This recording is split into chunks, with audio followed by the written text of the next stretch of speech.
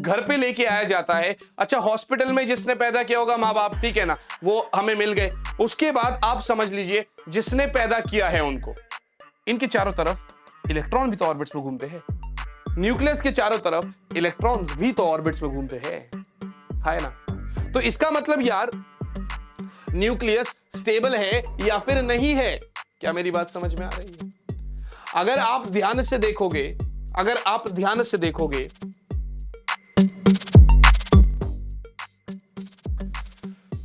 Hi guys, hello बच्चा party, कैसे हो आप सब लोग? आई होप सभी बच्चे काफी अच्छे होंगे।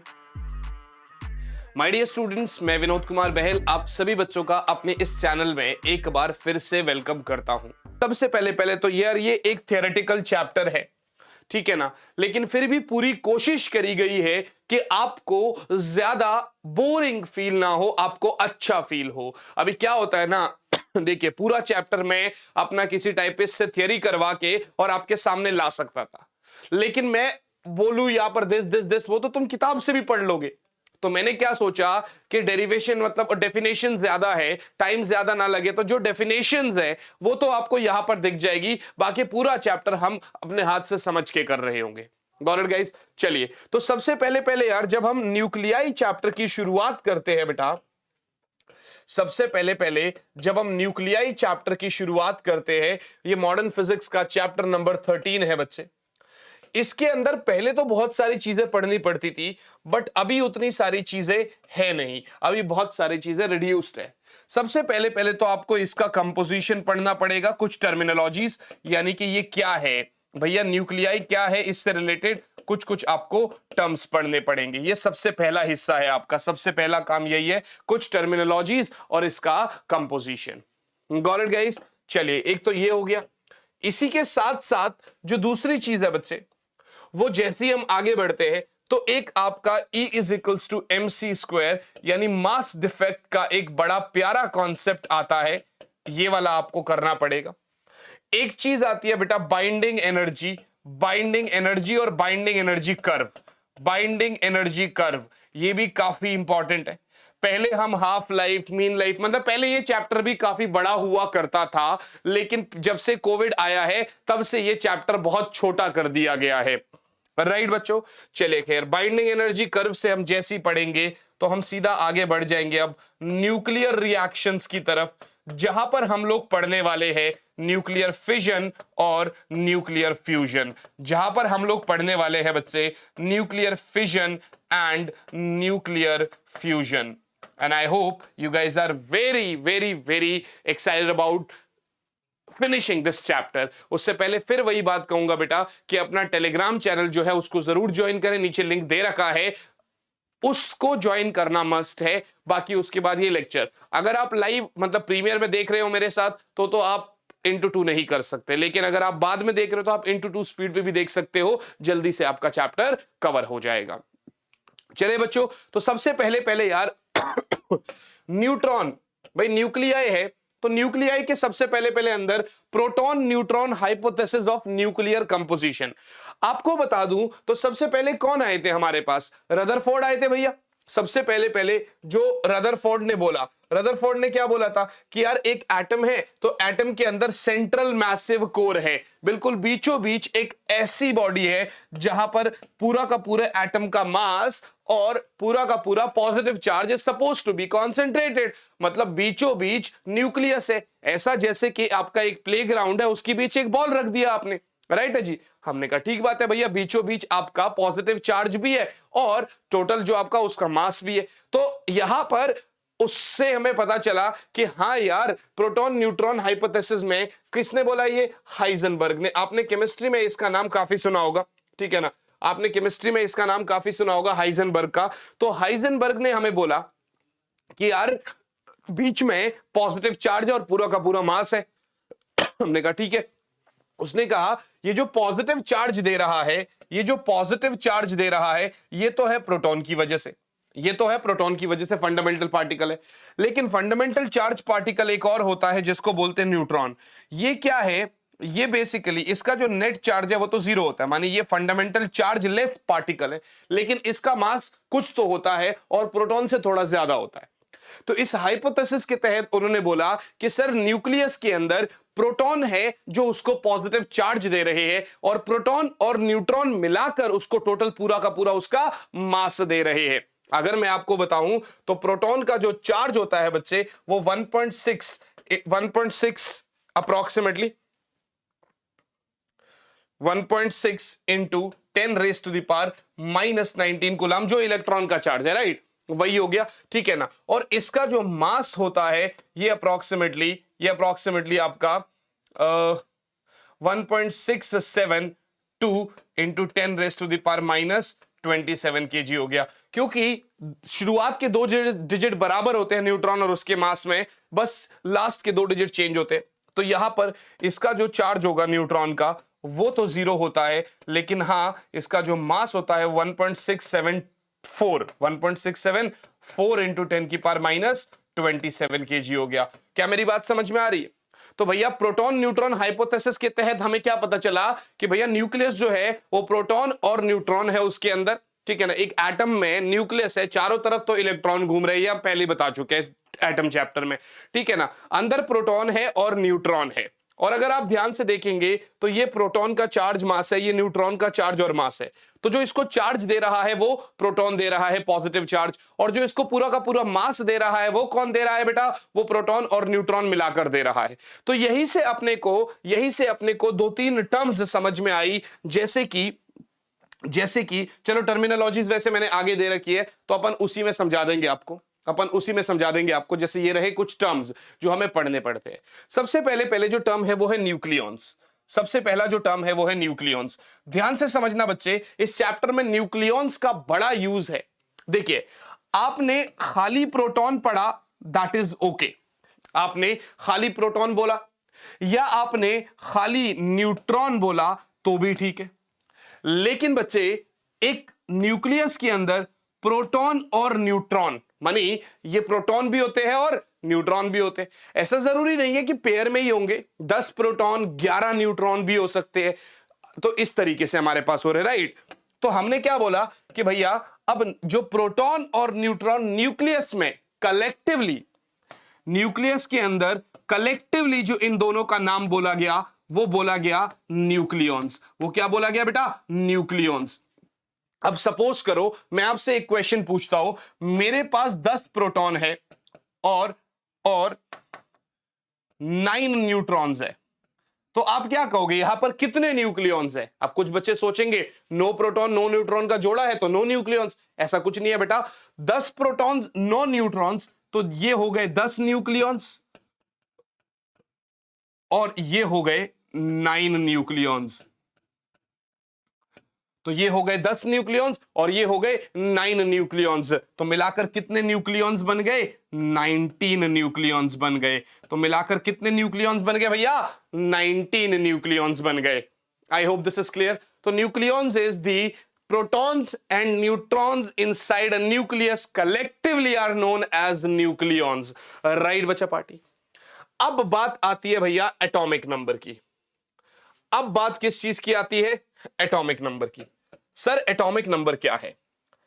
असल में नंबर ऑफ प्रोटॉन्स जो होते हैं, असल में नंबर ऑफ प्रोटॉन्स जो होते हैं उसको एटॉमिक नंबर बोलते हैं, Z। लेकिन बेटा, लेकिन बच्चे, अगर आपका एक न्यूट्रल एटम है, अगर आपका एक न्यूट्रल एटम है, यानी जितना नेगेटिव चार्ज है उतना ही पॉजिटिव चार्ज है, तो जो नंबर ऑफ प्रोटॉन्स होगा, जो नंबर ऑफ प्रोटॉन्स होगा वो नंबर ऑफ इलेक्ट्रॉन्स के बराबर होगा, यानी कि दोनों ही Z कहलाए जाएंगे, यानी कि दोनों ही Z कहलाए जाएंगे। Got it guys. उसके बाद हमारी बारी आती है बच्चे मास नंबर की, जिसको हम A से डिनोट करते हैं। मास नंबर इज बेटा number of protons plus number of neutrons. भाई प्रोटॉन्स और न्यूट्रॉन्स मिलाकर उसको मास दे रहे थे, तो प्रोटॉन्स प्लस न्यूट्रॉन्स का नंबर क्या हो गया? मास नंबर हो गया। अगली बारी आती है न्यूक्लियर मास की। अगली बारी किस चीज की आती है बेटा? न्यूक्लियर मास की आती है। तो न्यूक्लियर मास क्या है बच्चे? न्यूक्लियर मास क्या है? उस न्यूक्लियस का मास, वो जो न्यूक्लियस है उसका जो टोटल मास है, देखिए मास नंबर क्या है, नंबर ऑफ प्रोटॉन्स और न्यूट्रॉन्स, लेकिन उन सबका जो मास है that is nuclear mass, that is nuclear mass. I hope this is clear. अब बारी आती है न्यूक्लाइड की। देखिए हॉस्पिटल में मान लो बच्चा पैदा होता है तो क्या बोला जाता है, लड़का पैदा हुआ है या लड़की पैदा हुई है। उसके बाद क्या होता है, घर पे लेके आया जाता है। अच्छा हॉस्पिटल में जिसने पैदा किया होगा माँ बाप, ठीक है ना, वो हमें मिल गए। उसके बाद आप समझ लीजिए जिसने पैदा किया है उनको, भाई जिसने पैदा किया है वो कुछ दिनों बाद उसका नामकरण कर देते हैं। तो लड़का, उसके बाद उसका नामकरण हो गया, या लड़की फलाना नाम हो गया, XYZ जो भी है। उसके बाद जब वो स्कूल जाते हैं तो स्कूल के अंदर सबका एक पर्टिकुलर नाम होता है, या यूं कह दीजिए बच्चे का आधार कार्ड जो बन रहा है उस पे उसका पूरा का पूरा बायोडेटा मेंशन हो गया। उसी तरीके से बेटा न्यूक्लियस तो कोई भी हो सकता है, लेकिन जब आप न्यूक्लियस का पूरा नामकरण कर देते हैं कि भैया ये आपका पर्टिकुलर न्यूक्लियस है जिसका कुछ मास नंबर है, जिसका कुछ एटॉमिक नंबर है, उसको फिर अपन बोलते हैं न्यूक्लियाइड। जैसे कुछ भी कह दो यार, आप कह दो यहां पर, आप जनरली मान लो कैल्शियम बोल दो, calcium 20 is the number of protons, 40 is the mass number, ठीक है ना। मान लीजिए इतने प्रोटॉन्स है, इतने न्यूट्रॉन्स है इस न्यूक्लियस को, तो ये दिस इज कैल्शियम। ये क्या हो गया, ये एक पर्टिकुलर मैंने सिंबल दे दिया इसको बोलने के बाद। आपने मेरे साथ क्या पढ़ा पहले, प्रोटॉन न्यूट्रॉन हाइपोथेसिस, राइट। उसके बाद आपने न्यूक्लियॉन्स पढ़ा, फिर atomic number, mass number, nuclear mass, nuclide.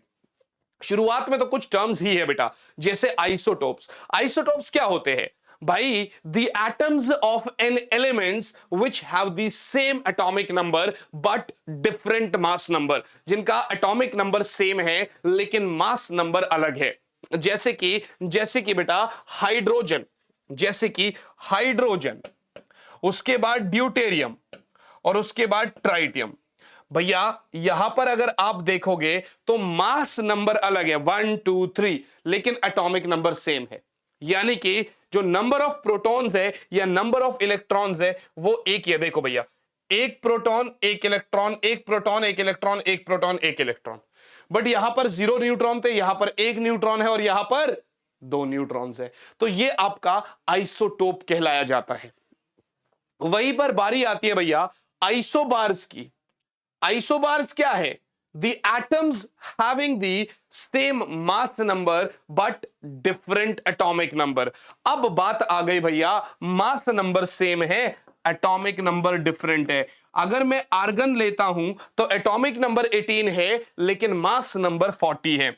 अगर मैं कैल्शियम लेता हूं तो इसका एटॉमिक नंबर 40 है बट मास नंबर सेम है। क्या ये जो चीज है यहां पर इजीली सही फिट बैठ रहा है कि नहीं बैठ रहा है? क्या ये एग्जाम्पल यहां पर फिट बैठ रहा है कि नहीं बैठ रहा है? आई होप दिस इज, मतलब इजीली यहां पर जो ये बैठ रहा है ये फिट बैठ रहा है यहां पर बहुत आसानी से, राइट बच्चा पार्टी? मेरे हिसाब से ये बिल्कुल ठीक है, आगे चल सकते हैं, बिल्कुल ठीक है। चलिए नेक्स्ट जो टर्म आता है दैट इज आइसोटोन्स। देखिए ये जो नोट्स है ना ये आपको टेलीग्राम चैनल पर मिल जाएगी इसकी फाइल, राइट। और बहुत सारे चैप्टर्स की फाइल्स नहीं मिली है तो वो भी, अब मतलब आप ये समझ लीजिए कि उन चैप्टर्स की फाइल्स, हर एक चैप्टर की फाइल वीडियो के नीचे भी मैं लिंक कर दूंगा और टेलीग्राम पर भी दे दूंगा आप लोगों को, राइट। चलिए isotons, the nuclides having the same number of neutrons are called isotons। same number of neutrons का क्या मतलब है?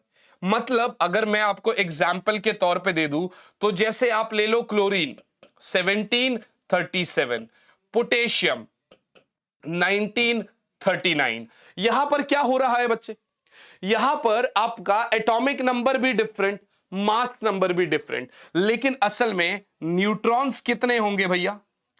अगर आपका ए जो है वो number of protons plus number of neutrons है यानी P प्लस N है, सो नॉर्मली लिख दो भैया if A is P, P is Z plus N, तो N क्या होगा भैया? A माइनस Z होगा कि नहीं होगा? बिल्कुल सही है सर। तो न्यूट्रॉन्स क्या होंगे इसमें? 37 माइनस 17 मानी 20। यहां पर क्या होगा? 39 माइनस 19 यानी 20। तो वो न्यूक्लाइड्स जिनका सेम नंबर ऑफ न्यूट्रॉन्स होगा उनको हम आइसोटोन्स कह रहे हैं। उनको हम क्या कह रहे हैं बच्चे? आइसोटोन्स कह रहे हैं। इसके बाद बात आती है बेटा आइसोमर्स की। किनकी बात आती है? आइसोमर्स की। ये वो न्यूक्लियाई है जिनका एटॉमिक नंबर भी सेम है, जिनका मास नंबर भी सेम है, लेकिन ये अलग अलग एनर्जी स्टेट में एग्जिस्ट कर रहे हैं, जैसे कि न्यूक्लियस ग्राउंड स्टेट में और वही आइडेंटिकल न्यूक्लियस एक्साइटेड स्टेट में, जैसे फर्स्ट ऑर्बिट और फोर्थ ऑर्बिट। तो आपको आइसोटोप समझ में आ गया, same atomic number different mass number, same mass number different atomic number, same number of neutrons, atomic number भी सेम है, मास नंबर भी सेम है, एग्जिस्टिंग इन एनर्जी स्टेट्स वो डिफरेंट है, जो एनर्जी स्टेट है वो डिफरेंट है। ये कुछ टर्मिनोलॉजीज थी। अब इसके बाद हमारे पास एक टर्म आता है जहां पर आप अगर देख पा रहे हो तो जो हम यहां पर मास का काउंट करेंगे, भाई कौन सा एलिमेंट का मास क्या है, that is atomic mass unit. पहले इसको यू बोला जाता था, या फिर आप एएमयू बोल लो, एटॉमिक मास यूनिट। अगर आप केमिस्ट्री की या फिजिक्स की किताबों में देखेंगे तो कहा जाता है कि atomic mass unit is the mass of 1/12 is the 1/12 of mass of carbon 6, 1/12 of the carbon 6, ठीक है ना, 1/12। इसका मतलब जो कार्बन एलिमेंट का मास है उसका 1/12 मास एएमयू कहलाया जाएगा। खैर हमें इतना नहीं जाना, आगे हमसे जो पूछेगा हम तो आपको वही बता देंगे। दिस इज बेसिकली एएमयू, जो जनरली अगर आप देखा जाए, अगर आप देख रहे हो तो अप्रोक्सीमेशन में बेटा एक एएमयू जो होता है इसी को मास ऑफ न्यूट्रॉन्स चाहे मास ऑफ प्रोटॉन्स बोला जाता है, या यूं कहिए यही बोला जाता है मास ऑफ न्यूक्लियॉन, या इसको बोला जाता है बच्चे मास ऑफ न्यूक्लियॉन। बराबर है ना भाई, सिर्फ यार 1.67, 1.66, 1.672 या 1.660565, ठीक है ना। तो ये अप्रोक्सीमेशन में बिल्कुल सेम है, कोई गड़बड़ इसमें नहीं होने वाली है। तो एक एटॉमिक मास यूनिट कितना है? इतना है, मैंने आपको बता दिया। अब एटॉमिक मासेस, इतने छोटे मासेस ऐसे कैसे मेजर हो पाएंगे भाई? तराजू पे तो रख नहीं सकते, तो एक इंस्ट्रूमेंट है जिसको बोलते हैं स्पेक्ट्रोमीटर, तो इस इंस्ट्रूमेंट के थ्रू आप इजीली उसको मेजर कर सकते हैं। Got it guys? चलिए इलेक्ट्रॉन वोल्ट की बात आती है। ये क्या है भैया? देखो, अब आप एक इलेक्ट्रॉन को आप एक जगह से दूसरे जगह तक एक्सेलरेट करा रहे हैं 1 वोल्ट का पोटेंशियल देकर, that is denoted by electron volt. देखिए बच्चे, सपोज करते हैं भैया ये 0 वोल्ट है, ये 1 वोल्ट है, हायर। तो 1 वोल्ट का पोटेंशियल देकर आप इलेक्ट्रॉन को एक जगह से दूसरी जगह एक्सेलरेट कर रहे हैं, उसमें जो आपका एनर्जी लग रही है, इलेक्ट्रॉन को जो एनर्जी मिल रहा है दैट इज इलेक्ट्रॉन वोल्ट। नहीं समझे भाई? आपने पोटेंशियल कितना लगाया? 1 वोल्ट। चार्ज क्या है? इलेक्ट्रॉन। एनर्जी होती क्या है? Kinetic energy, charge into potential. Charge है इलेक्ट्रॉन, ये हो गया, तो 1 इलेक्ट्रॉन वोल्ट हो गया। तो भैया 1 इलेक्ट्रॉन वोल्ट हो गया। क्या मेरी बात समझ में आ गई? अगर आप ध्यान से देखोगे तो आप इसको आगे भी लिख सकते हो, that 1 electron volt is, electron का चार्ज 1.602, 1.6 अप्रोक्सीमेशन लिख लो यार, 1.609 की जगह 1.6 ले लो आप, इंटू 10 की पावर -19, तो आप इतना लिख लो भैया। अप्रोक्सीमेशन में ये आपका ये जूल हो गया, 1.6 into 10 raise to the power -19 joule. I hope this is very very clear to you all.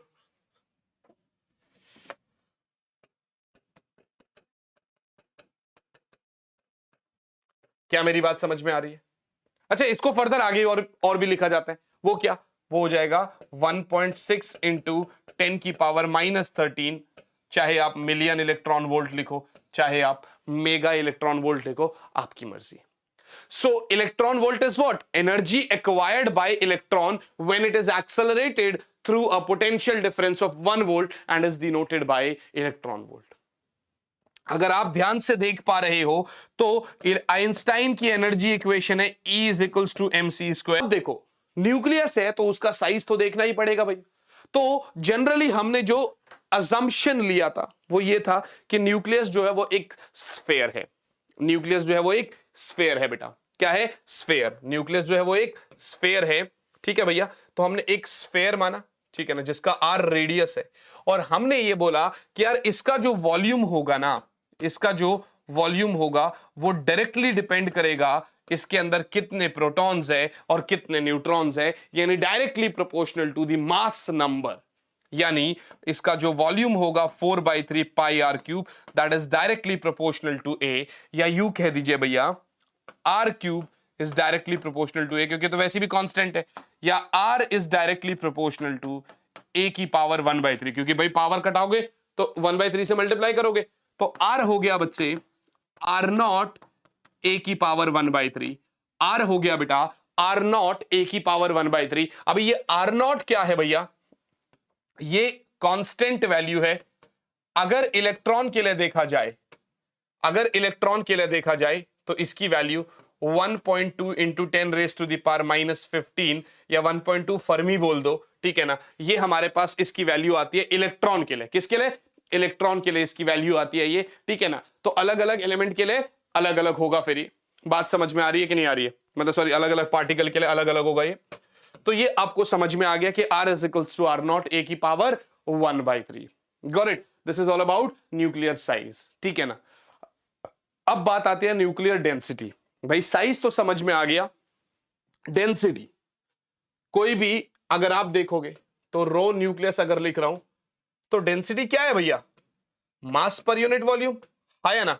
What is this nuclear density? This is mass per unit volume. मैंने कहा बिल्कुल ठीक है यार, मास पर यूनिट वॉल्यूम हो गया। तो आप एक बात बताइए, यहां पर किसका मास है? न्यूक्लियस का। और वॉल्यूम किसका है? न्यूक्लियस का। आप बताओ मुझे, न्यूक्लियस के अंदर क्या थे भैया? प्रोटॉन भी है, न्यूट्रॉन भी है, मानी न्यूक्लियॉन्स है, मानी न्यूक्लियॉन्स है, जिसका कुछ मास नंबर है ए, है ना। और A is the number of protons and neutrons. अगर तो मैं कह रहा हूं कि मास ऑफ वन न्यूक्लियॉन क्या है? अप्रोक्सीमेटली भैया एएमयू, 1 एएमयू, है ना, है ना। तो उसी प्रकार से अगर मैं एक न्यूक्लियॉन का मास, अगर मैं एक न्यूक्लियॉन का मास 1 एएमयू बोल रहा हूं, तो मास ऑफ दिस न्यूक्लियस क्या होगा? तो आप कह दोगे m इंटू ए। अगर मैं इसको m बोल रहा हूं तो ये क्या हो जाएगा भैया? m इंटू ए, है ना, है ना बच्चे। एक एएमयू इंटू उसका जो मास नंबर है, उसका जो मास नंबर है। तो आप कह दोगे sir this is M A divided by volume क्या होगा भैया? 4/3 पाई आर क्यूब। ये भी ठीक है सर। आप आगे लिखो, 3 ऊपर चला जाएगा, 3ma/4 पाई। अब आर की जगह क्या लिख सकते हो आप? आर नॉट ए की पावर 1/3। तो सर इसकी जगह लिखा आर नॉट ए की पावर 1/3 का whole cube. Finally this is 3ma/4 pi R naught का होल क्यूब इंटू ए से ए कटा, so 3m/4 pi R naught cube. और आपको क्लियरली दिखाई दे रहा है कि sir nuclear density is independent of mass number. It is independent of mass number, यानी ये मास नंबर पे डिपेंड ही नहीं कर रही है। ये मास नंबर पे इसका कोई भी डिपेंडेंसी नहीं है। अगर मैं आगे देखूं इसको, अगर मैं वैल्यूज पुट कर देता हूं, 3 इंटू 1.66 अप्रोक्सीमेशन में डाल दिया, इंटू 10 की power -27 kg divided by 4 into 3.14 into 1.2 into 10 की पावर -15 का होल क्यूब। अगर आप पावर में भी देखोगे तो अप्रोक्सीमेशन में, ध्यान से देखना भैया, ध्यान से देखना, आप यहां पर क्या कर रहे हो? आप ये आपका एएमयू हो गया, 4 पाई आर नॉट का होल क्यूब हो गया, ठीक है ना। तो इधर अगर आप देखोगे तो पावर क्या आपकी प्लस हो रही है? अगर हम देखेंगे तो 3ma, गॉट इट। ए से ए तो कट गया, मास ऑफ न्यूक्लियॉन मिल गया अपने को, ठीक है ना, और आर नॉट का होल क्यूब मिल गया, ये भी कर लिया। तो जब आप इसको सॉल्व करते हो, इसकी पूरी वैल्यू तो मेरे पास नहीं है, लेकिन अप्रोक्सीमेशन में अगर मैं पावर्स की बात करता हूं, अगर मैं पावर्स की बात करता हूं तो ये -27 है, ठीक है ना, प्लस ये कितना हो जाएगा? -15 की पावर 3, तो -45 हो गया एक हिसाब से। ये ऊपर जाके आप ऐड कर दो तो आपका 27 प्लस 45 अगर करते हैं तो 37 और करीब करीब 10 raise to the power 17 kg पर मीटर क्यूब के ऑर्डर की आ रही है, राइट। 45 में से 27 हटा लो आप, कितना हो गया 37, 47, वही मतलब 17, 10 की पावर 17 के आसपास, ऑर्डर के आसपास की आ रही है। देख रहे हो कितना डेंसर बता रहा है ये। बात वही हो गई ना यार, छोटी सी जगह पर पूरे के पूरे एटम का mass is suppose to be concentrated, तो डेंसिटी तो होएगी ना बहुत ज्यादा, है ना, ठीक है ना। तो ये आपका न्यूक्लियर डेंसिटी का कॉन्सेप्ट। Got it guys. चलिए हम अगर आगे बढ़े तो न्यूट्रॉन्स की डिस्कवरी। भैया आप एक बात बताओ यार, कितनी प्यारी सी बात है, मतलब फैमिली। देखो सबसे पहले पहले आपका फंडामेंटल पार्टिकल प्रोटॉन, उसके बाद आपका इलेक्ट्रॉन, देन आपका न्यूट्रॉन। तो यार आप देखो इलेक्ट्रॉन की डिस्कवरी किसने करी, जे थॉमसन। उसके बाद उनके स्टूडेंट जो कि थे रदरफोर्ड, उसने डिस्कवरी करी कायदे से प्रोटॉन की, ठीक है ना। उनके स्टूडेंट जो थे चैडविक, उन्होंने डिस्कवरी करी न्यूट्रॉन की। तो तीनों मतलब टीचर स्टूडेंट स्टूडेंट, तो आप देख रहे हो ना कि मतलब टीचर ने जो डिस्कवरी करी, स्टूडेंट ने कुछ और, फिर उसके बाद तीसरा फंडामेंटल पार्टिकल उसके स्टूडेंट ने। कितनी प्यारी बात है ना। चलो तो डिस्कवरी ऑफ न्यूट्रॉन्स, भैया चैडविक ने न्यूट्रॉन्स की डिस्कवरी करी। उन्होंने क्या किया, अल्फा पार्टिकल्स को उन्होंने आपका बेरिलियम न्यूक्लियाई के ऊपर बंबार्डमेंट करा दी, वहां से न्यूट्रॉन्स निकले। जब उसकी बंबार्डमेंट हमने पैराफिन वैक्स जो कि कार्बन का एक हिसाब से है, उस पे जब बंबार्डमेंट कराई तो वहां से प्रोटॉन्स निकले। तो हमें ये पता चला कि यार ये जो हाई पेनिट्रेटिंग पार्टिकल्स है, जो ये जो यहां से जो रेज निकली, तो वो वहां पर उनको न्यूट्रॉन्स की एग्जिस्टेंस पता चली। तो चैडविक ने न्यूट्रॉन्स, और हमें आगे पता चला जब हमने उसको आगे जब भेजा तो हमें पता चला कि यार दीज पार्टिकल्स या these rays are not deflected by electric field और मैग्नेटिक फील्ड। यहां से अपने को यह भी समझ में आ गया कि ये चार्जलेस फंडामेंटल पार्टिकल्स है, these are neutrons। तो अब जब न्यूट्रॉन्स है, आपके पास प्रोटॉन्स है, न्यूक्लियस है, तो न्यूक्लियस के अंदर क्या क्या फोर्सेस लग रहे हैं उसकी बात करते हैं। That is basically nuclear force. Nuclear force is the strongest interaction in the nature. यार अगर आप देखोगे तो ये बहुत ज्यादा शॉर्ट रेंज फोर्स है। मतलब जैसे आपका न्यूक्लियस है तो उसके अंदर प्रोटॉन और न्यूट्रॉन है, उसके अंदर प्रोटॉन और न्यूट्रॉन है, तो इन दोनों के बीच पे जो फोर्स लग रहा है दैट इज बेसिकली आपका न्यूक्लियर फोर्स। क्योंकि और प्रोटॉन न्यूट्रॉन भी तो होंगे, तो अगर आप देखोगे तो ये प्रोटॉन प्रोटॉन एक दूसरे को रिपेल भी करेगा, है ना। लेकिन वहीं पर प्रोटॉन और न्यूट्रॉन भी जुड़े हुए हैं, कायदे से प्रोटॉन प्रोटॉन भी जुड़े हुए क्योंकि बहुत छोटी जगह है। तो वो कैसे जुड़ रखे हैं, वो इस स्ट्रॉन्गेस्ट फोर्स ने आपस में बांध रखे हैं, जो कि उस प्रोटॉन और प्रोटॉन की कूलम्बिक फोर्स से बहुत ज्यादा बड़ा है, तो उसको कैंसिल आउट कर देता है और फिर भी ये आपस में बंधे रहते हैं, फिर भी ये आपस में जुड़े रहते हैं। उस फोर्स का नाम है न्यूक्लियर फोर्स। तो ये आपके पास रेशियो आ गया बेसिकली, और शॉर्ट रेंज फोर्स है 2-3, मैक्सिमम अगर देखा जाए तो 3 फर्मी तक ही काम कर रहे हैं। 3 फर्मी से अगर आप डिस्टेंस बढ़ा दोगे तो आपका न्यूक्लियर फोर्स खत्म हो जाएगा, 0 हो जाएगा। अगर आप डिस्टेंस के साथ इसका वेरिएशन देख पा रहे हैं तो मैं आपको बता रहा हूं, देखिए आपने ऑलरेडी मुझसे काफी बार हर एक चैप्टर में सुना है कि भैया स्टेबिलिटी जहां पर है वहां पर पोटेंशियल एनर्जी मिनिमम है, राइट है जी। अगर आप देख पा रहे हैं तो एक प्रोटॉन है, एक न्यूट्रॉन है, इसके अंदर जो है बेटा, अगर आप देख पाएंगे तो जब इनकी दूरी 0.8 जब इनकी दूरी आपकी 0.8 फर्मी है, जिसको हमने आर नॉट बोला, ये रहा, उस पॉइंट पर पोटेंशियल एनर्जी मिनिमम है। उस पॉइंट पर पोटेंशियल एनर्जी क्या है बच्चे, मिनिमम है। अब आप अगर दूरी बढ़ाएंगे, देखिए मान लेते हैं कुछ पोटेंशियल एनर्जी थी, कितनी थी, जहां पर अट्रैक्शन बंद हो जाएगा। देखिए जहां पर अट्रैक्शन है ही नहीं, बच्चे, जहां पर अट्रैक्शन 0 है तो वहां पर तो पोटेंशियल एनर्जी खुद ब खुद 0 है यार। वहां पर तो पोटेंशियल एनर्जी है ही 0 जहां पर अट्रैक्शन 0 है। और अट्रैक्शन कहां पर 0 थे, मैंने क्या बोला था, शॉर्ट रेंज फोर्स है, 2-3 फर्मी तक काम करेंगे, 4 फर्मी का डिस्टेंस होते ही आपका न्यूक्लियर फोर्स 0 हो जाएगा, है ना। तो भैया हमने क्या किया, 3 फर्मी से डिस्टेंस बढ़ाया आगे, 0 1 2 3 4। यहां पर देखते देखते देख पा रहा हूं कि भैया आपका अट्रैक्शन भी 0 है। देखो ये 0 है, ठीक है ना, 0 इसको मत मानना, ये 0 है। यहां पर अट्रैक्शन भी 0 है, पोटेंशियल एनर्जी भी 0 है।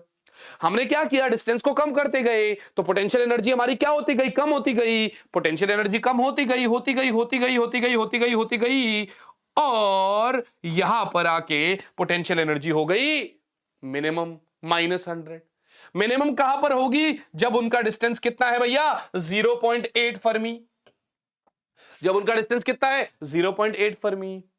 अब हम क्या कर रहे हैं, डिस्टेंस को और कम कर रहे हैं, क्योंकि भैया पहले तो क्या हो रहा था कि यहां पर आपका क्या हो रहा था भाई, जैसे जैसे पास लेके आ रहे थे तो भैया पोटेंशियल एनर्जी आपकी और कम होती जा रही थी, कम होती जा रही थी, कम होती जा रही थी, माने यहां पर अट्रैक्शन हो रहा था, है ना। और अगर हम देखेंगे तो जैसे जैसे आपका डिस्टेंस और कम होता जाएगा, एनर्जी आपकी फिर बढ़ती चलेगी, बढ़ती चलेगी, बढ़ती चलेगी, बढ़ती चलेगी, बढ़ती चलेगी। इसका मतलब भैया वहां पर पॉजिटिव पोटेंशियल एनर्जी यानी रिपल्शन का कॉन्सेप्ट है। एनर्जी नेगेटिव है मतलब अट्रैक्शन है, नेगेटिव का मतलब ही है कि वहां पर अट्रैक्शन हो रही है। मिनिमम है तो वहां पर आपकी प्रोटॉन और न्यूट्रॉन 0.8 फर्मी स्टेबिलिटी है, उससे कम करोगे तो भी दिक्कत, उससे बढ़ाओगे तो भी दिक्कत। Got it guys. तो ये आपके पास एक ग्राफ है जो जनरली हम 11th में भी बहुत बार पढ़ते हैं और 12th में भी हम पढ़ रहे हैं। अगर आप इसकी बात और देखते हो तो न्यूक्लियर जो ये फोर्स है ये एक्चुअल में चार्ज इंडिपेंडेंट फोर्स है। ये एक्चुअल में चार्ज इंडिपेंडेंट फोर्स है। इसका क्या मतलब है, चार्ज इंडिपेंडेंट फोर्स है मतलब ये बेटा कि ये प्रोटॉन प्रोटॉन के बीच में भी लग रहा है, ये प्रोटॉन प्रोटॉन के बीच में भी लग रहा है, प्रोटॉन न्यूट्रॉन के बीच में भी लग रहा है, न्यूट्रॉन न्यूट्रॉन के बीच में भी लग रहा है। ये चार्ज पे डिपेंड ही नहीं कर रहा है भैया, ये चार्ज इंडिपेंडेंट फोर्स है ना, है ना। अब प्रोटॉन प्रोटॉन के बीच में जो लग रहा है भाई, प्रोटॉन प्रोटॉन के बीच में तो रिपल्शन फोर्स है, लेकिन एक्चुअली न्यूक्लियर फोर्स भी है। न्यूक्लियर फोर्स उस रिपल्शन फोर्स को ओवरकम कर दे रहा है और वो उसको भाई वो रिपल्शन ज्यादा हो जाएगी फिर तो। क्या मेरी बात समझ में आ रही है, ये भी बात ठीक है यार आपकी, है ना। तो ये आपके पास कुछ न्यूक्लियर फोर्स की कहानी थी जो मैंने आपको बता दी। आपको लग रहा होगा कि यार ये थोड़ा सा तेजी से चल रहा है, लेकिन बेटा मैं आपको इस चीज की गारंटी दे सकता हूं कि अगर आपने इस चैप्टर को डिटेल में कर लिया, मेरे साथ 2-3 बार आपने देख लिया इंटू 2 स्पीड में, और इसी के साथ साथ आपने PYQs लगा दिए, सैंपल पेपर के क्वेश्चंस कर लिए, सैंपल पेपर एक नहीं कुछ सैंपल पेपर जो मैं आपको भी कराता ही रहूंगा, ये चीज की मैं आपको यहां पर खड़े होकर गारंटी दे रहा हूं कि न्यूक्लियाई का एक सिंगल वर्ड भी नहीं होगा जो आप पेपर में नहीं करके आ पाओगे, जो आपसे बच जाएगा। प्रैक्टिस तो चाहिए ना भाई, लेकिन यहां पर जितना पढ़ाऊंगा पेपर में उतना मैंडेट है, उतना ही आएगा, उससे ज्यादा नहीं आएगा पेपर में। आप पढ़ाने पे तो आप कितना ही पढ़वा लो, हम नीट और जेई के बच्चों को पढ़ाते हैं, पता नहीं क्या क्या बातें पढ़ा देते हैं।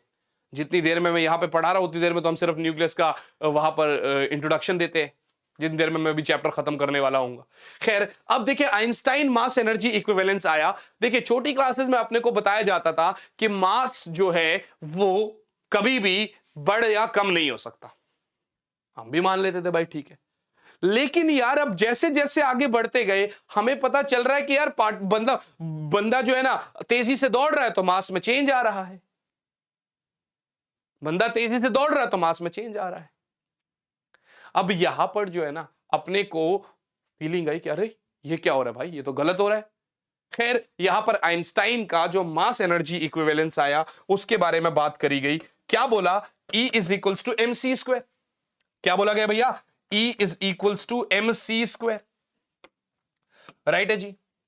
तो E is equals to mc² में क्या बोला गया, इन्होंने बोला सर एनर्जी मास में, मास एनर्जी में आपस में कन्वर्टेबल है, खाली मास का कंजर्वेशन, खाली एनर्जी का कंजर्वेशन ठीक बात नहीं है ना। उसने कहा पार्टिकल का जो मास मेजर कर रहे हैं वो उस रेफरेंस में मेजर कर रहे हैं कि पार्टिकल रेस्ट पे है। और law of conservation of mass energy ने क्या बोला कि भैया जो मास और एनर्जी का सम है सिस्टम ऑफ पार्टिकल्स का वो सेम है after and before of interaction. ये कॉन्सेप्ट बड़ा प्यारा है, इस कॉन्सेप्ट के बिहाफ पे ही हमें यहां पर करीब करीब 15 से 20 मिनट का एक कॉन्सेप्ट और पढ़ना है, that is known as mass defect, जिसको हम क्या बोलते हैं, मास डिफेक्ट। अब चैप्टर जो है ना बहुत ज्यादा बचा नहीं है, जो क्वेश्चंस आपके आएंगे वो 2 टॉपिक से आएंगे, एक तो मास डिफेक्ट और बाइंडिंग एनर्जी से आएंगे और दूसरा आपका न्यूक्लियर रिएक्शन से क्वेश्चंस आएंगे, ठीक है। तो आप इस बात की भी टेंशन मत लीजिएगा क्योंकि मैं आपको क्वेश्चंस की भी बहुत सारी प्रैक्टिस कराने वाला हूं, so don't worry about that thing as well, right बच्चों।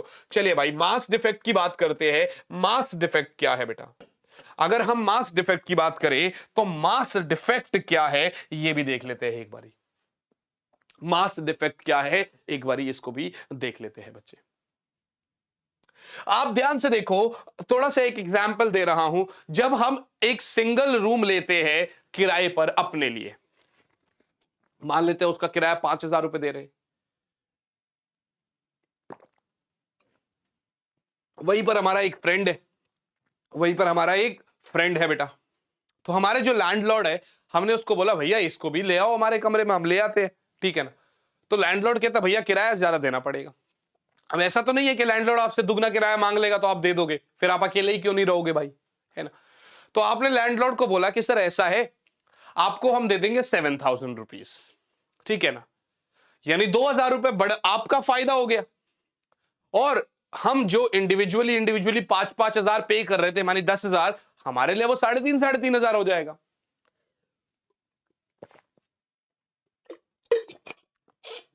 मतलब क्या हुआ इस बात का, मतलब इस बात का मतलब क्या है, इस बात का बड़ा सिंपल सा मतलब है कि जो न्यूक्लियस के अंदर प्रोटॉन और न्यूट्रॉन है, इसका जो मास है, इसका जो मास है, खाली जो दोनों का जब मिला के है इसके अंदर, वो कम है basically mass of proton plus mass of neutron जब वो अलग अलग है, जब वो अलग अलग है। थोड़ी सी ठंड सी लग गई तो मैं जैकेट पहन लेता हूँ। एक्चुअली क्या होता है ना, स्टूडियो में लाइटिंग बहुत सारी होती है, अब इसी खाली शर्ट के साथ बाहर तो नहीं जा सकते हम, लेकिन यहाँ पर ना लाइटिंग बहुत सारी होती है, तो हम सोच लेते हैं कि चलो ठीक है हमारा गुजारा चल जाएगा, ठीक है ना। लेकिन अभी थोड़ी सी ठंड सी लग गई तो सोचा क्यों ना यार जैकेट पहन लिया जाए, है ना। चलो, तो भाई मैंने क्या बोला आपको, मैंने एक चीज बोली कि यार अगर आप यहां पर ध्यान से देख पा रहे हो तो खाली जो न्यूक्लियस का मास है जिसके अंदर दोनों है प्रोटॉन और न्यूट्रॉन, जिसके अंदर आपके दोनों है प्रोटॉन और न्यूट्रॉन, उसका जो मास है वो कम है इंडिविजुअली जब ये एग्जिस्ट कर रहे हैं खाली प्रोटॉन और खाली न्यूट्रॉन का मास। वहीं पर कॉन्सेप्ट आया मास डिफेक्ट का। वो जो डिफरेंस आया वो कहां है, किस फॉर्म में है, क्या है, ये सब चीजें ध्यान से देखो भैया। इसको डेल्टा एम से डिनोट करते हैं। और डेल्टा एम बोल क्या रहा है, कह रहा है सर जो प्रोटॉन का मास है Z into mass of proton, proton तो कितने भी हो सकते हैं ना भाई न्यूक्लियस में, जैसे गोल्ड में देखे तो 79 प्रोटॉन्स है, कैल्शियम में मैं अभी बताया 20 न्यूट्रॉन्स 20 प्रोटॉन्स, है ना, अलग अलग है। मास ऑफ प्रोटॉन प्लस न्यूट्रॉन्स कितने होंगे भैया A माइनस जेड। अगर A is the protons plus neutrons, उसमें से Z आपका प्रोटॉन्स है, तो न्यूट्रॉन्स कितने होंगे A माइनस है। ये रहा मास ऑफ न्यूट्रॉन, है ना बच्चे। तो ये तो दोनों का मिला के था, इसमें से न्यूक्लियस का जो मास था, इसमें से जो न्यूक्लियस का मास था वो हमने माइनस कर लिया और ये अपने को मिला भैया डेल्टा एम यानी मास डिफेक्ट, यानी मास डिफेक्ट। अरे यार ये जो मास का कमी हुआ ये गया कहां भाई, अभी तो आपने पढ़ा आइंस्टाइन का मास एनर्जी इक्विवेलेंस E बराबर mc²। मास कम होगा तो एनर्जी बढ़ेगा, एनर्जी कम होगा तो मास बढ़ेगा। मास कम हुआ है तो कहीं ना कहीं वो मास एनर्जी में कन्वर्ट हुआ है भैया, मास कम हुआ है तो कहीं ना कहीं वो मास एनर्जी में कन्वर्ट हुआ है। इसका मतलब खाली प्रोटॉन और न्यूट्रॉन जब आपस में आ रहे थे तो मास कम हो रहा था, तो इसका मतलब भैया एनर्जी तो बढ़ रहा था, है ना, है ना। उसका मास भले ही कम है लेकिन उसके पास एनर्जी ज्यादा है। तो कल को आपको जब प्रोटॉन और न्यूट्रॉन को तोड़ना पड़ेगा तो एनर्जी देना पड़ेगा, तब जाके वो टूटेंगे, तभी तो उसका मास बढ़ेगा फिर, है ना। यही तो बात है, ठीक है ना। तो ये आपका डेल्टा एम आ गया। वहीं पर हमारे पास एनर्जी भी आ जाएगी यहां पर। अगर मैं, चलो ये तो डेल्टा एम हो गया। अगर मैं एनर्जी की बात करता हूं, अगर मैं एनर्जी की बात करता हूं तो उसको बोलते हैं बाइंडिंग एनर्जी। क्या बोलते हैं बेटा, बाइंडिंग एनर्जी। ये जो एक्सेस में एनर्जी रह गई थी दैट उसको बोल दो, चाहे तो आप बोल दो energy required to break down the nucleus into its constituent particles, यानी प्रोटॉन और न्यूट्रॉन, है ना। तो उसमें इसको बोला मैंने डेल्टा ईबी। इसको मैंने क्या बोला, डेल्टा ईबी। डेल्टा ईबी क्या होगा भैया, डेल्टा एम इंटू C², है ना, बिल्कुल ठीक है सर। तो Z into mass of proton plus A minus Z into mass of neutron minus mass of nucleus into C², minus mass of nucleus into C², ये हो गया भैया बाइंडिंग एनर्जी डेल्टा ईबी। बात तो सही है आपकी, इसमें कोई प्रॉब्लम वाली बात है ही नहीं। तो ये मेरे पास आपका बाइंडिंग एनर्जी का कॉन्सेप्ट आ गया। बिल्कुल ठीक है सर, बाइंडिंग एनर्जी का कॉन्सेप्ट यहां से ले लेते हैं हम लोग। चलो अब आगे बढ़ते हैं। अब ये तो इसके लिए था कि भाई इसके अंदर एक प्रोटॉन है और एक न्यूट्रॉन है। यार एक बात बताओ, प्रोटॉन न्यूट्रॉन ठीक है, लेकिन इनके चारों तरफ इलेक्ट्रॉन भी तो ऑर्बिट्स में घूमते हैं। न्यूक्लियस के चारों तरफ इलेक्ट्रॉन्स भी तो ऑर्बिट्स में घूमते हैं, है ना? तो इसका मतलब यार आपका जो इलेक्ट्रॉन है वो भी तो प्रोटॉन से जुड़ा हुआ है, जो इलेक्ट्रॉन है वो भी तो प्रोटॉन से जुड़ा हुआ है, तो उसको भी तोड़ने के लिए कुछ एनर्जी चाहिए होगी ना भैया, तो इलेक्ट्रॉन की अपनी बाइंडिंग एनर्जी होगी। सो बाइंडिंग एनर्जी ऑफ इलेक्ट्रॉन यानी बाइंडिंग एनर्जी ऑफ इलेक्ट्रॉन।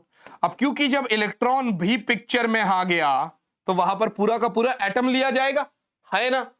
मतलब वो यूं कह रहा है कि सर खाली न्यूक्लियस का जो मास है और खाली इलेक्ट्रॉन का जो मास है वो दोनों को प्लस किया जाए तो वो ज्यादा है किससे? खाली एटम के मास से। किससे? खाली एटम के मास से। आओ जरा मैं तुमको बताता हूं, देखो मानी Z into mass of electron, भैया मास नंबर ऑफ इलेक्ट्रॉन्स भी कितने हैं? Z ही तो है, ठीक है ना? प्लस किसका मास? न्यूक्लियस का मास। किसका? न्यूक्लियस का। इलेक्ट्रॉन और न्यूक्लियस अलग अलग दो पार्टिकल्स हो गए एक हिसाब से। इसमें से माइनस करूंगा किसके? इसमें से माइनस किसको करूंगा? एटम का, एटम के मास को। और एटम को तो ये रहा भैया न्यूक्लाइड हो गया, XAZ इंटू इसका मास, है ना? ये उसका नामकरण हो गया और इसका मैंने मास से m से मल्टीप्लाई कर दिया भैया, इसको मैंने m से मल्टीप्लाई कर दिया। ये तो हो गया भैया आपका डेल्टा m। ये तो क्या हो गया? Delta m। इसको कर दो आप c² से मल्टीप्लाई, ठीक है ना? लेकिन मैं आपको एक चीज बता दूं, यहां पर ये जो इलेक्ट्रॉन की बाइंडिंग एनर्जी है, डिस्टेंस बड़ा है ना भाई, ये जो बाइंडिंग एनर्जी ऑफ इलेक्ट्रॉन है ना भैया, ये जो डेल्टा EB फॉर इलेक्ट्रॉन है ना भैया, ये कंपैरिजन में भैया इनके कंपैरिजन में इतनी ज्यादा कम होती है कि हमने इसको अप्रोक्सीमेटली जीरो ही मान लिया। हमने इसको अप्रोक्सीमेटली जीरो ही मान लिया। और जब हम इसको अप्रोक्सीमेशन में जीरो मान ही रहे हैं तो sir Z into mass of electron minus plus mass of nucleus minus M XAZ, ये क्या हो जाएगा? जीरो के बराबर हो जाएगा। सही बात है, ये क्या हो गया बेटा? जीरो के बराबर हो गया, है ना? बात समझ में आ रही है? बिल्कुल ठीक है सर। तो यहां से न्यूक्लियस का मास कितना बचेगा भैया? ये जाएगा प्लस, ये जाएगा minus. M XAZ, right? M XAZ, ठीक है ना? M XAZ, उसमें से हम माइनस कर देंगे किसको? उसमें से हम माइनस कर देंगे किसको भैया? ये उधर चला गया, Z into mass of electron, है ना? ये हमारा ऐसे हो गया। क्या मेरी बात समझ में आ रही है? मास ऑफ न्यूक्लियस कितना हो गया भैया? एटम के मास में से इलेक्ट्रॉन का मास माइनस कर दे, जितने भी इलेक्ट्रॉन्स हैं, ठीक है? ये भी ठीक है। यार एक काम करो ना, इस इलेक्ट्रॉन को यहां पुट कर दो, मतलब इस न्यूक्लियस के मास को यहां पर पुट कर दो। अगर मैं आपको देखूं तो ये फर्स्ट मान लो, इसको सेकंड मान लो और इसको थर्ड मान लो, और थर्ड को मैंने फर्स्ट में इक्वेट मार दिया। तो जब इस बात से देख पा रहे हैं तो यहां पर देख लेते हैं बच्चे, यहां पर देख लेते हैं। और अब जो हमारा डेल्टा EB है, अब जो हमारा डेल्टा EB है वो कितना आएगा बेटा? वो आएगा बच्चे Z into mass of proton, ठीक है, plus A minus Z into mass of neutron. Minus आ रहा है, माइनस आ रहा है, एक ही बारी में कर लो भैया। माइनस माइनस थोड़ा सा छोटा कर दो, थोड़ा सा छोटा कर दो, ताकि ओहो, ठीक है, थोड़ा सा छोटा तो चलो कोई बात नहीं, ऐसे ही रखते हैं, ऐसे ही रखते, थोड़ा सा इसको सेलेक्ट करके ना, चलो ठीक है, इसको ऐसे ही रखा हमने। Z into M P plus A minus Z into MN, minus करते तो माइनस करेंगे, ये माइनस हो गया, M XAZ, ये माइनस है तो ये प्लस हो जाएगा, plus Z into mass of electron, है ना? ये माइनस था तो ये प्लस हो गया। तो इसका मतलब सर डेल्टा EB जो आ रहा है अब हमारे पास, वो क्या आ रहा है? Z, देखो ये और ये में से Z कॉमन ले लिया, mass of proton plus mass of electron, ठीक है जी, plus A minus Z MN minus M XAZ। M X A Z. Got it? ठीक है ना। असल में प्रोटॉन और इलेक्ट्रॉन शुरुआत में पढ़ा था, एक प्रोटॉन एक इलेक्ट्रॉन, हाइड्रोजन है ना, तो this is known as mass of hydrogen. तो इसको मैं लिख सकता हूं z into mass of hydrogen plus a minus Z into mass of neutron minus उस एटम का मास। ये हो गया आपका बाइंडिंग एनर्जी। ये क्या हो गया आपका? बाइंडिंग एनर्जी का एक नया रिलेशन। ये बाइंडिंग एनर्जी का एक नया रिलेशन आ गया। आप लोग यहां तक एक बार नोट कर लो, चाहे आप स्क्रीनशॉट ले लो। राइट, इसको आगे बढ़ाता हूं मैं, इसको आगे बढ़ाता हूं। अब बस बहुत ज्यादा देर तक का चैप्टर नहीं है हमारा, इसको मैंने आगे बढ़ाया। तो अब हमारे पास जो बारी आती है that is binding energy per nucleon. मानी एक न्यूक्लियन का बाइंडिंग एनर्जी कितना होगा, जिसको मैं बोलता हूं binding energy per nucleon divided by A. बेटा बाइंडिंग एनर्जी क्या है भैया? ZMH plus A minus Z, तो ZMH plus A minus Z mass of neutron, उसके बाद minus M X A Z, minus M X A Z divided by A. This is binding energy per nucleon. भैया वो तो पूरे के पूरे atom की बाइंडिंग एनर्जी थी ना यार। अगर एक न्यूक्लियन की बाइंडिंग एनर्जी होगी तो उसको मास नंबर से डिवाइड कर दो, ठीक है ना। एक न्यूक्लियन की एनर्जी है तो उसको मास नंबर से मैंने क्या कर दिया? डिवाइड कर दिया। ये भी बात सही है यार, ये भी अच्छी बात है। तो BE अपॉन ए यानी binding energy per nucleon. Concept clear हो गया आप लोगों को मैं क्या बोले जा रहा हूं यहां पर? ये जो बाइंडिंग एनर्जी पर न्यूक्लियन है, ये हमें क्या बता रहा है? असल में ये हमें उस न्यूक्लियस की स्टेबिलिटी बता रहा है। न्यूक्लियस स्टेबल है या नहीं है? न्यूक्लियस स्टेबल है या फिर नहीं है? क्या मेरी बात समझ में आ रही है? अगर आप ध्यान से देखोगे, अगर आप ध्यान से देखोगे तो इफ अगर मास जो है आपका लेस देन 20, क्या? Atomic mass. एटॉमिक मास मत लिखो, एटॉमिक नंबर लिखो यहां पर, एटॉमिक मास लिखो। हाँ सही है, एटॉमिक मास। अगर मेरा एटॉमिक मास जो है वो लेस देन 20 है और मोर देन 20, मोर देन 200 है, मोर देन 200 है, तो इस न्यूक्लियाई को मैं अनस्टेबल बोलता हूं। इस न्यूक्लियाई को मैं क्या बोलता हूं बेटा? अनस्टेबल बोलता हूं। तो मुझे यहां पर रिएक्शंस कराने पड़ते हैं जो कि मुझे अभी यहां पर बेसिकली पढ़ने हैं। और अगर ये 20 से लेकर 200 के बीच में है, एवरेज है, या 20 से 120 130 ऐसे करके 200 ही मान लेते हैं, तो वो न्यूक्लियाई स्टेबल माना जाता है। तो उसका तो जितना ज्यादा बाइंडिंग एनर्जी पर न्यूक्लियन उतना ज्यादा stable nucleus. The more binding energy per nucleon is the more it is stable. क्योंकि भैया जितना ज्यादा एनर्जी, देखो भाई एक ऑर्गेनाइजेशन में मान लो जो आजकल चल भी रहा है, एक ऑर्गेनाइजेशन में एक एम्प्लॉय काम कर रहा है तो दूसरी ऑर्गेनाइजेशन उसको थोड़े से ज्यादा पैसे ऑफर कर देती है, तो वो क्या करती है दूसरी ऑर्गेनाइजेशन? वो कुछ और काम नहीं करती, वो बेसिकली आपका उस ऑर्गेनाइजेशन को छोड़ने के लिए पैसे देता है, राइट। तो बंदा या बंदी क्या करते हैं? अगर उसका विल पावर स्ट्रांग है और उसका उस कंपनी के साथ ज्यादा अच्छा बॉन्ड है तो उसको आप डबल पैसे भी दे दो तो भी नहीं जाएगा। लेकिन अगर बॉन्ड उतना स्ट्रांग नहीं है उसका, तो वो झट से कहता है चलो ठीक है, ओके, पैसे तो ज्यादा मिल रहे हैं ना भाई। तो इसका मतलब जितनी ज्यादा एनर्जी, जितना ज्यादा मेहनत आपको करनी पड़ेगी वो उतना स्टेबल है ना भैया। आपने एक ही फोन करा, एक ही फोन में कहता है ओके आई विल जॉइन, तो अनस्टेबल। आपको 10 फोन करने पड़ रहे हैं तो स्टेबिलिटी ज्यादा है ना भैया, बॉन्ड ज्यादा है, एनर्जी ज्यादा देनी पड़ेगी ना। क्या पता दो गुना पैसे पे ना आए, क्या पता 2.5 गुना देने पड़े। बात समझ में आ रही है? तो जितना ज्यादा आपका बाइंडिंग एनर्जी पर न्यूक्लियन उतना ही ज्यादा वो स्टेबल, राइट है जी। इसी से हमारे पास आया बाइंडिंग एनर्जी कर्व। ये जो बाइंडिंग एनर्जी कर्व है ये पहले तो बहुत इंपॉर्टेंट माना जाता था। PYQs में अगर देखेंगे तो 3 मार्कर ये बहुत बार पेपर में आया है। तो why not to do this, मतलब इसको अच्छे से अभी इस साल भी क्यों ना करे भाई। तो हम लोग इसको इस साल भी अच्छे से क्यों ना करें बेटा। क्या मेरी बात समझ में आ रही है?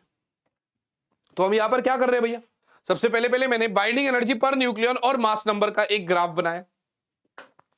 यहां पर जब मैं ग्राफ बना रहा था बेटा, यहां पर जब मैं ग्राफ बना रहा था तो देखिए अलग अलग के लिए अलग अलग हो गया भाई। जैसे हाइड्रोजन के लिए मैंने बनाया, ठीक है ना, उसकी बाइंडिंग एनर्जी कितनी है, हाइड्रोजन का दूसरा आइसोटोप ट्राइटम या ड्यूटेरियम, ये ट्राइटम, ये आपका lithium, helium, carbon, nitrogen, oxygen, oxygen, sulphur, iron. यहां लिखा हुआ है this is the most stable nuclei. Iron is the most stable nuclei. इसकी जो बाइंडिंग एनर्जी पर न्यूक्लियन होती है वो अप्रोक्सीमेटली 8.8 मेगा इलेक्ट्रॉन वोल्ट होती है। यहां पर देखना आपने लिखा हुआ मेगा इलेक्ट्रॉन वोल्ट में। मोस्ट स्टेबल है, यानी पहले बढ़ेगी एनर्जी मोस्ट स्टेबिलिटी तक, उसके बाद जैसे जैसे आपका नंबर बढ़ता कम होता मतलब एटॉमिक मास कम बढ़ता जाएगा वैसे वैसे एनर्जी कम होती जाएगी। और जैसे यूरेनियम 238 है, इसके लिए जो एनर्जी बनी वो 7.6 मेगा इलेक्ट्रॉन वोल्ट के आसपास बन गई। वो 7.6 मेगा इलेक्ट्रॉन वोल्ट के आसपास बन गई। यहीं से अपना एक कॉन्सेप्ट अराइज हुआ, that is nuclear fission and nuclear fusion. भैया जो हेवियर न्यूक्लियाई है, जो हेवियर न्यूक्लियाई है वो आपका टूटकर दो स्टेबल आइसोटोप, दो स्टेबल न्यूक्लियाई बना रहे हैं। उनकी बाइंडिंग एनर्जी पर न्यूक्लियन बढ़ रही है और जो लाइटर न्यूक्लियाई है वो मिलकर एक हेवी न्यूक्लियाई बना रहे हैं। उनकी जो बाइंडिंग एनर्जी पर न्यूक्लियन है वो उनकी भी बढ़ रही है। तो एक न्यूक्लियर फिजन, एक न्यूक्लियर फ्यूजन। बढ़ेंगे आगे, एक आपका हाइड्रोजन बॉम्ब और एक आपका एटम बॉम्ब। एटम बॉम्ब क्या होता है? स्प्लिट होता है और छोटे छोटे न्यूक्लियाई में टूट जाता है, दैट इज न्यूक्लियर फिजन। और हाइड्रोजन बॉम्ब ऐड होता है, फिर वो न्यूक्लियर फ्यूजन का कॉन्सेप्ट बनता है। अगर आप यहां पर देखोगे तो जो 0 से लेकर 20 नंबर के बीच में है तो वहां पर क्लियरली मैक्सिमा है और मिनिमा है, मानी मैक्सिमा मिनिमा। स्टेबिलिटी की बात होती है मैक्सिमा और मिनिमा से। और अगर आप देखोगे कुछ ही न्यूक्लियाई, कुछ ही एलिमेंट को छोड़कर बाकी जो ग्राफ है हमारा एक स्मूथ कर्व बन रहा है। बाकी एक बिल्कुल स्मूथ कर्व बन रहा है। कुछ अगर मैं यहां से बना रहा हूं, ये देखना आप ध्यान से, आप ये देखना ध्यान से, बाकी एक बिल्कुल स्मूथ कर्व है इन हीलियम, कार्बन और ऑक्सीजन को छोड़कर।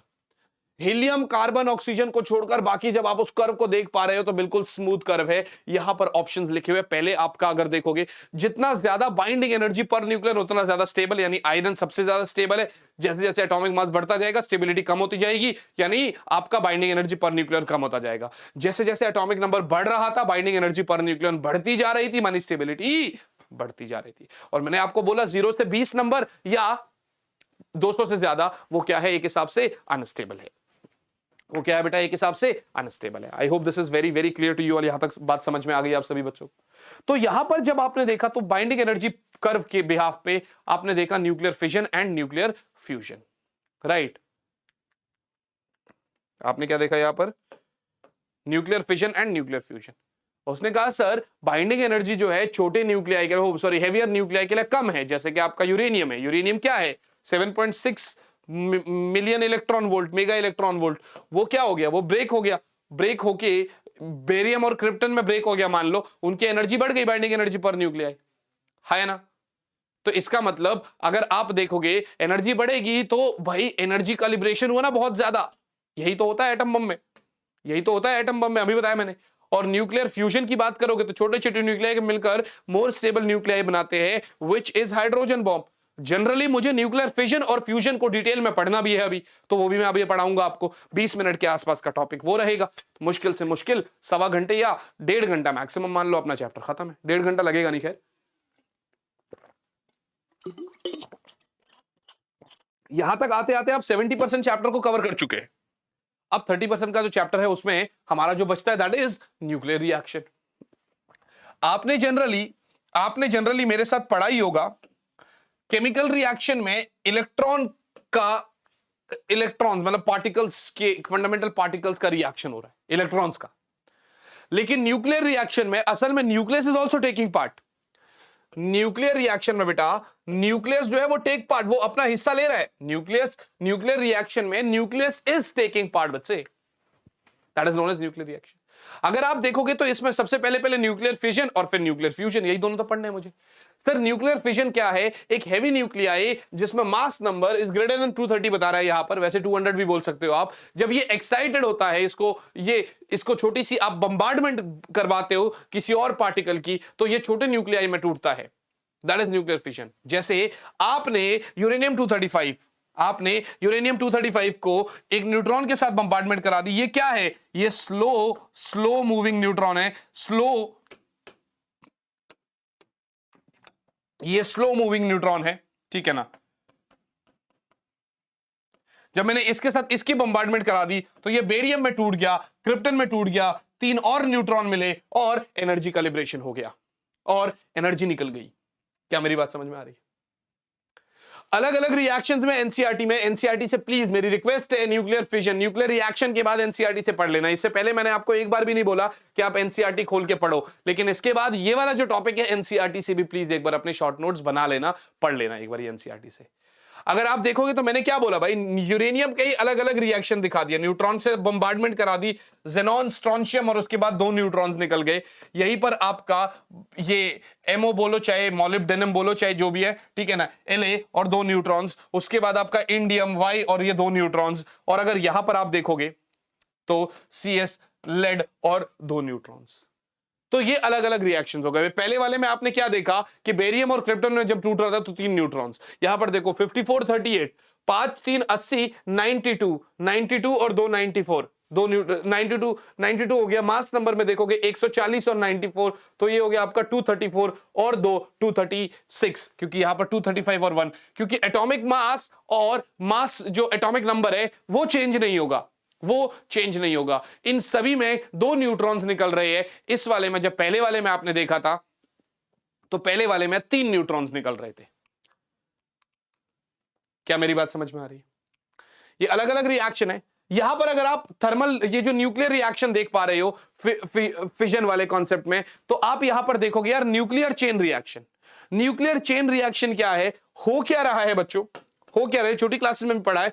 एक स्लो मूविंग न्यूट्रॉन को मैंने, थर्मल न्यूट्रॉन्स है, इसको देखो, अब ऐसा तो है नहीं कि हाथ से न्यूट्रॉन आप फेंक दोगे, अलग अलग तरीके होते हैं भैया, ठीक है ना। तो स्लो मूविंग न्यूट्रॉन को मैंने इस यूरेनियम पे बंबार्ड करा दिया। यूरेनियम जो है टूट गया बेरियम और क्रिप्टन में, और 3 न्यूट्रॉन्स निकल गए, 1 2 3। एक तो लॉस्ट न्यूट्रॉन्स है, इसमें से एक न्यूट्रॉन खो गया यहां पर, और जो बाकी 2 न्यूट्रॉन्स बचे वो आगे 2 और यूरेनियम से टकरा गए। इसने भी बेरियम, क्रिप्टन, एक न्यूट्रॉन, दूसरा न्यूट्रॉन, तीसरा न्यूट्रॉन, ये फर्दर आके क्या हुआ, 1 2, ये 2 न्यूट्रॉन्स, 2 यूरेनियम पे टकराए। ऐसे ये बढ़ता जाएगा, मल्टीप्लाई होता जाएगा, ऐसे ये बढ़ता जाएगा और मल्टीप्लाई हो जाएगा। फर्स्ट स्टेज में 1 यूरेनियम पे टकराया, 2 न्यूट्रॉन्स बने, सेकंड स्टेज में 2 यूरेनियम पे टकराया, थर्ड स्टेज में ये 4 यूरेनियम पे टकराएगा। आगे देखोगे तो कितने हो गए, 1 2 3 4 5 6 7 8, ऐसे बढ़ाते जाओ, फिर 8 के बाद 16 कर दो, राइट। ऐसे करते करते 16, फिर उसके बाद 32, ये बढ़ते चलेंगे, हर एक स्टेज में ये बढ़ता चलेगा। तो एक हिसाब से तो यार ये समझ में ही नहीं आया, फिर तो ये कंट्रोल हुआ ही नहीं हमसे, क्योंकि जितने न्यूट्रॉन निकल रहे थे उतने न्यूट्रॉन आगे बंबार्डमेंट करा रहे थे यूरेनियम पे, और ऐसी चेन रिएक्शन चल रही थी। तो यहां पर भी हमारे पास 2 तरीके की चेन रिएक्शन है, या तो अनकंट्रोल्ड चेन रिएक्शन, या फिर कंट्रोल्ड चेन रिएक्शन, या तो अनकंट्रोल्ड चेन रिएक्शन बेटा, और या फिर कंट्रोल्ड चेन रिएक्शन। अगर तो आप अनकंट्रोल्ड चेन रिएक्शन की बात करते हैं, बच्चे, तो ये अनकंट्रोल्ड है आपके सामने।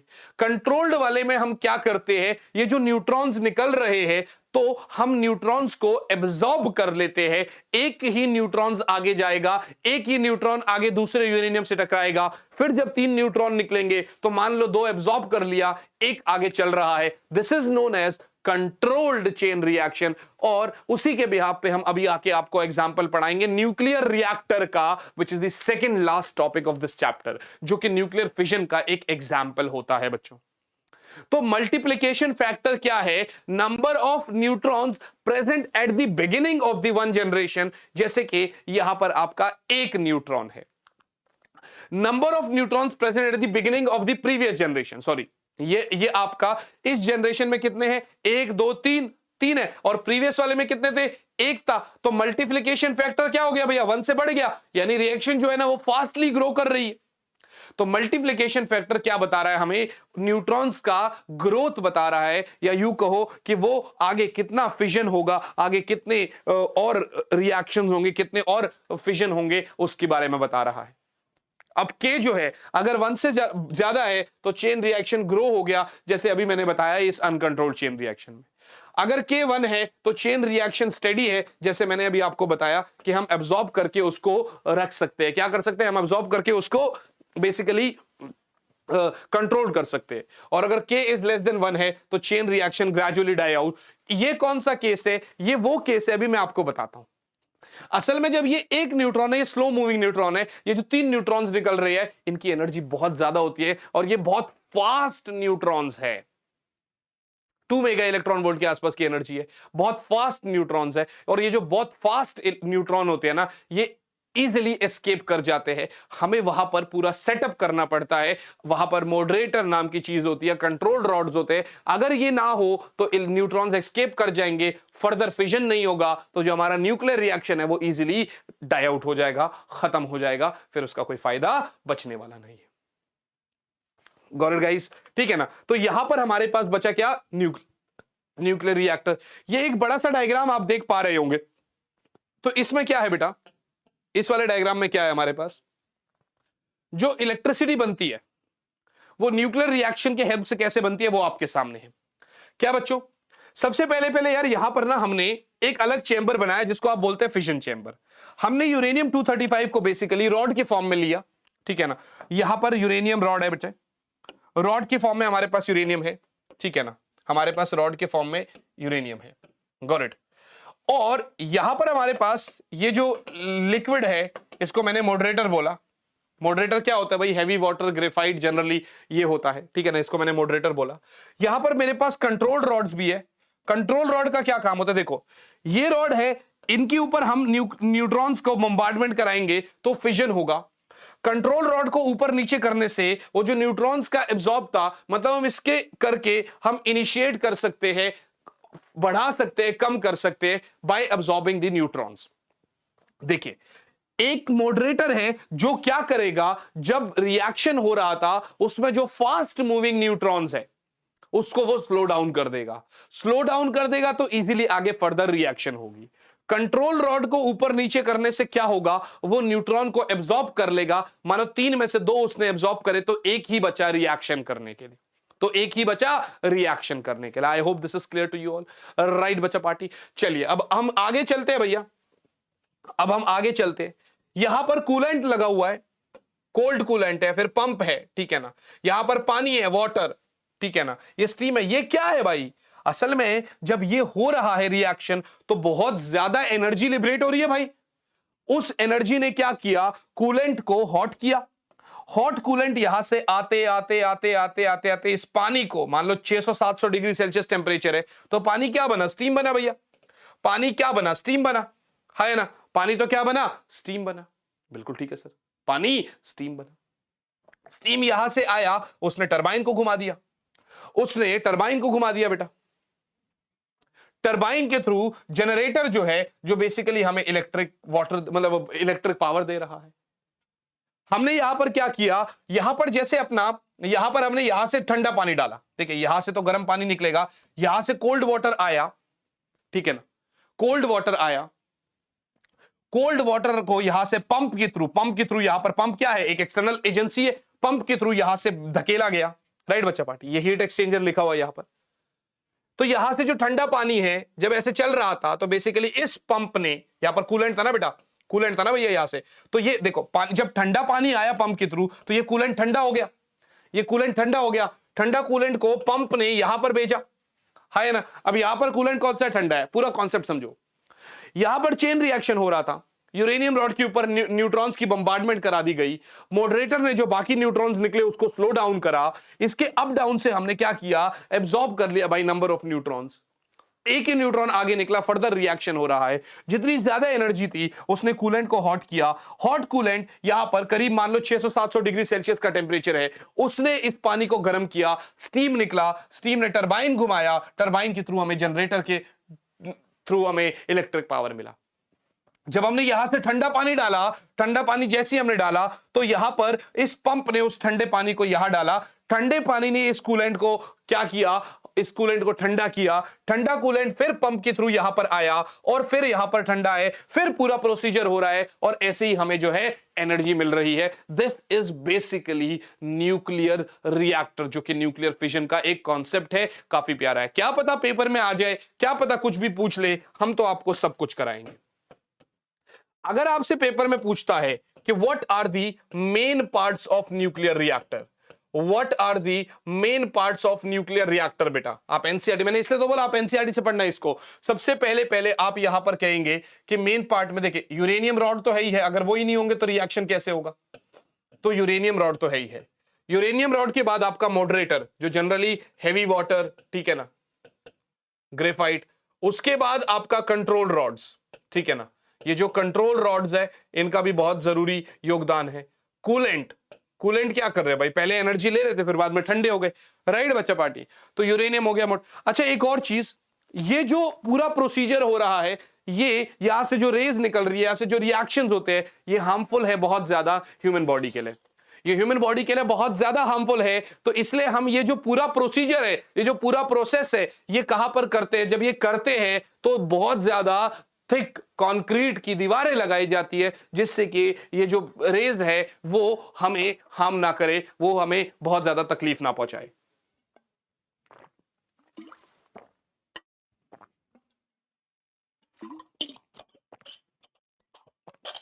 क्या मेरी बात समझ में आ रही है आप लोगों को? I hope this is very very clear to you all यहां तक। तो अब बात आएगी न्यूक्लियर फ्यूजन की। फ्यूजन में क्या होगा बच्चे, फ्यूजन में क्या होगा, दो छोटे छोटे लाइट न्यूक्लियाई कंबाइन होंगे और वो एक हेवी न्यूक्लियाई बनाएगा और वो स्टेबल होगा। जैसे आपका हाइड्रोजन हाइड्रोजन मिलकर बना ड्यूटेरियम, और कुछ हमारे पास यहां पर एंटी पार्टिकल भी निकला, ठीक है ना, एक पॉजिट्रॉन निकल रहा है और कुछ एनर्जी निकल रही है।